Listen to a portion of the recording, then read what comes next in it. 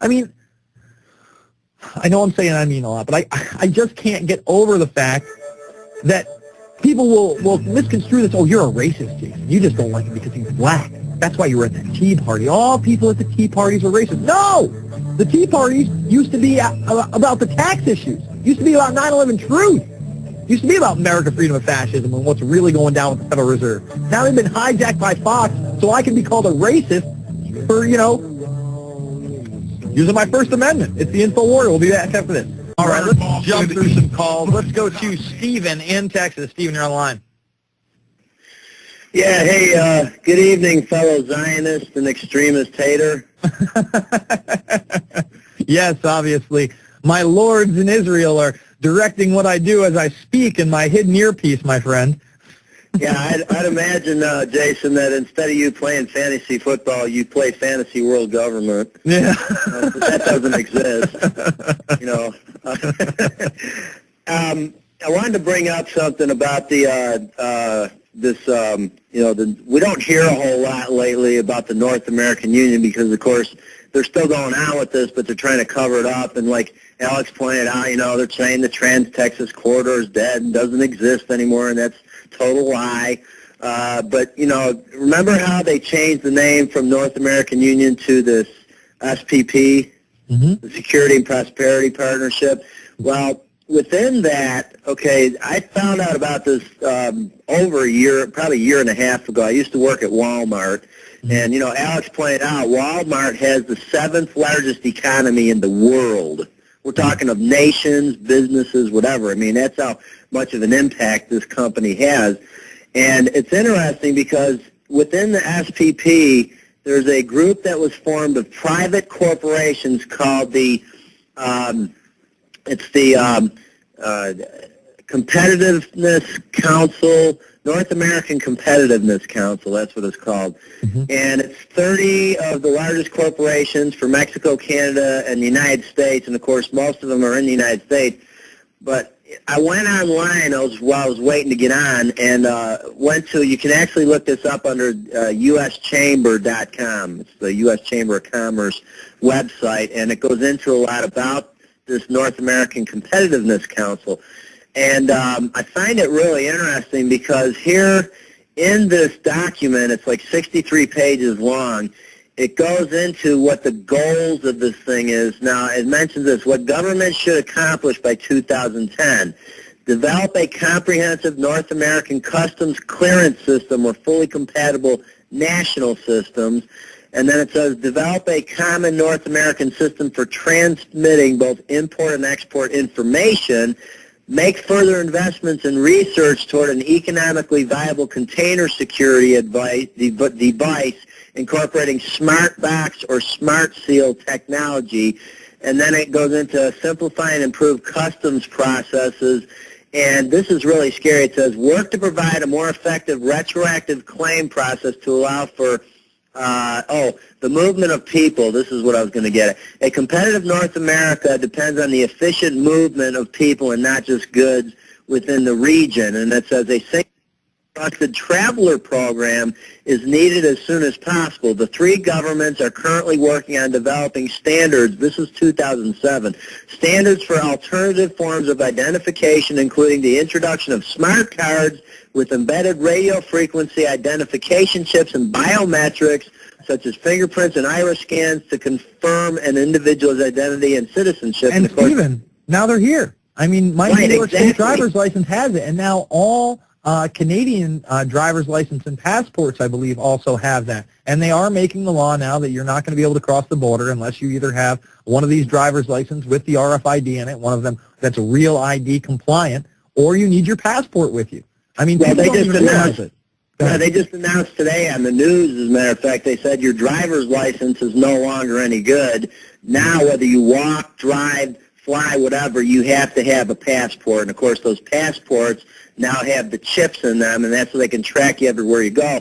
But here's the other thing I wanted to get at about this. Okay, within the sphere of these 30 corporations, I mentioned Walmart, but do you find a coincidence, okay, we hear all this stuff with the economy imploding and these companies going under, and who's the big one that's in the news right now today? GM. GM is a member of this North American Competitiveness Corporation, as is AIG. Mm-hmm. So do you smell a rat here? I absolutely smell a rat, and I that's one of the reasons they're going to nationalize this, because they're going to move the main factories out of this country, probably into Mexico, and possibly smaller ones into part of Canada. It'll be another excuse to really amalgamate the three countries together. I mean, they're really lining it up, from the Sotomayor appointment to the fact that GM is now going under. Just like Alex said, he said they were going to gut the car industry. They gutted the car industry. It was the last thing we had left. It wasn't. It was literally by a string.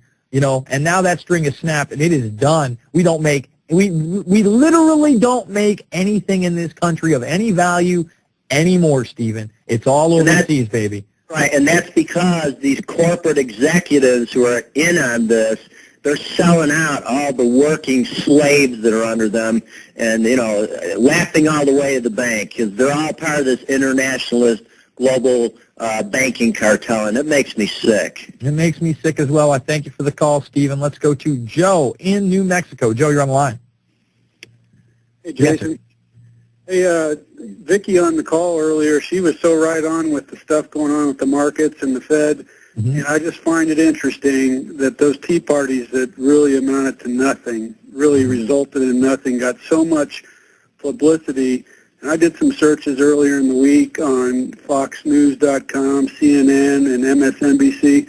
There is nothing on those websites about H.R. 1207, nothing. And nobody's talking about it. And we talk about getting to the root of these things.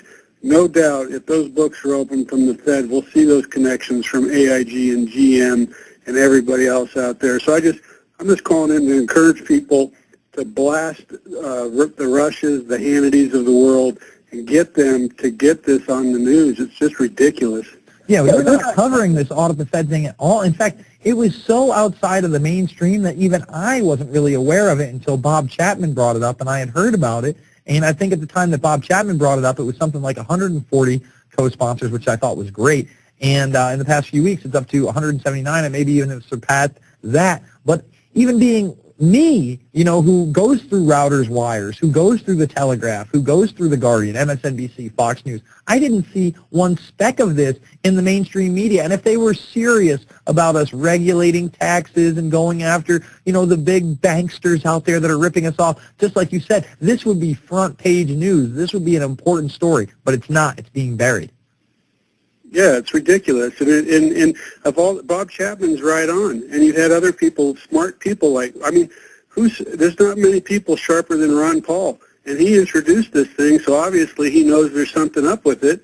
So anyways, I'm just calling in, Jason, because I'm frustrated. I blog a lot, and people just are ignorant to it, and they need to do their homework on it, and they need to get on the phone, call their congressman, because if there's enough co-sponsors on there, it can come out of committee and go to the floor.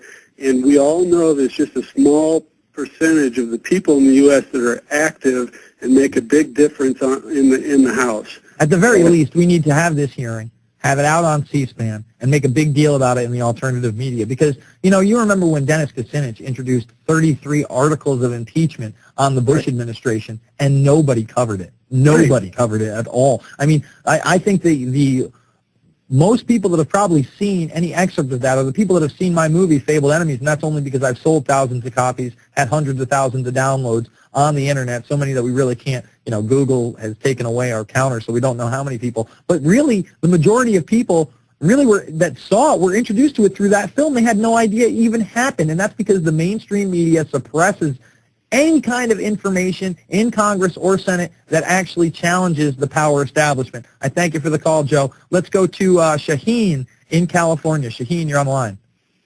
Hey, Jason. I run a website, dprogram.net.